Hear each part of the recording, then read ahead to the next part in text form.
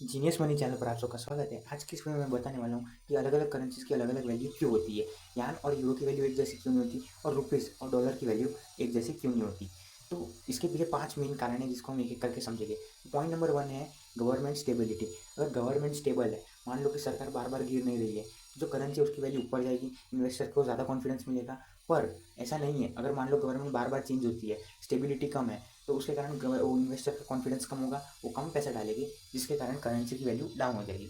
दूसरा पॉइंट है डिमांड और सप्लाई। डिमांड और सप्लाई में अगर मान लो करेंसी की डिमांड ज़्यादा है, इन्वेस्टर ज़्यादा डिमांड कर रहे हैं, मान लो उसके अंदर इंपोर्ट एक्सपोर्ट ज़्यादा हो रहा है, तो उसके कारण जो कंट्री की करेंसी है वो ऊपर जाती है।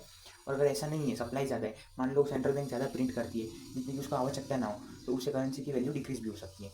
फिर पॉइंट आता है ट्रेड बैलेंस। ट्रेड बैलेंस मतलब कि एक ऐसा पॉइंट होता है जिसके अंदर आपकी कंट्री के इंपोर्ट और एक्सपोर्ट को देखा जाता है। अगर मान लो कंट्री के एक्सपोर्ट ज़्यादा है, तो उसके कारण उस कंट्री की बिजनेस अच्छी होगी, बिजनेस अच्छा है तो इंफ्रास्ट्रक्चर अच्छा होगा, इंफ्रास्ट्रक्चर अच्छा है डेवलपमेंट अच्छा है, और अगर करेंसी की वैल्यू ज़्यादा है तो उसकी डिमांड भी ज़्यादा होगी, इसके कारण ज़्यादा एक्सपोर्ट होने के कारण जो कंट्री है उसकी करेंसी ज़्यादा अच्छी होती है। इसका उल्टा अगर इंपोर्ट ज़्यादा है तो उसके कारण कंट्री को ज़्यादा देना पड़ता है और जो करेंसी मिलती है वो कम मिलती है, इसके कारण एक डेफिसिट देखने को मिलता है, डेफिसिट मतलब माइनस का लॉस मिलता है। तो उसके कारण जब इंपोर्ट ज़्यादा होते हैं कंट्री के एक्सपोर्ट से, तो करेंसी की वैल्यू डाउन होती है।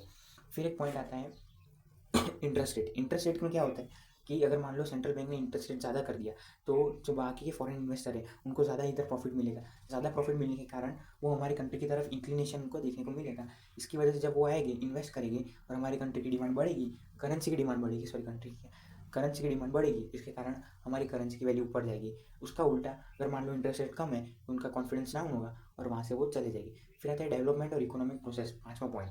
अब ये पॉइंट के अंदर कैसा है कि मान लो कंट्री की जो भी इंडिकेटर है, मान लो जीडीपी है, नेशनल इनकम है, नेशनल ग्रोथ, वो सब ज़्यादा हो रहा है, मान लो पर कैपिटा इनकम भी ज़्यादा है, तो इन्वेस्टर को लगेगा कि हाँ ये कंट्री ग्रोथ की तरफ इंक्लिनेशन का देखने को मिल रहा है, तो वो उसके अंदर इन्वेस्ट करेगी। इन्वेस्ट करने के कारण हमारे कंट्री की जो करेंसी है उसकी वैल्यू बढ़ेगी।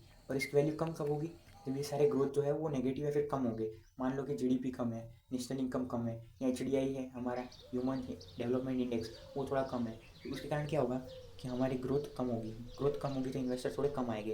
और अगर मान लो कोई वॉर या फिर कोई भी ऐसी रिसेशन वाली सिचुएशन आ गई, डिप्रेशन आ गया, तो उसके अंदर जो इन्वेस्टर है वो सेफ ऑप्शन चुनेंगे, जैसे यूएस डॉलर या जापानीज यान, जिसके कारण उनको ज़्यादा सेफ्टी महसूस हो। और जो मान लो रिस्की कंट्री है उसके अंदर से वो अपने पैसे उठा लेंगे।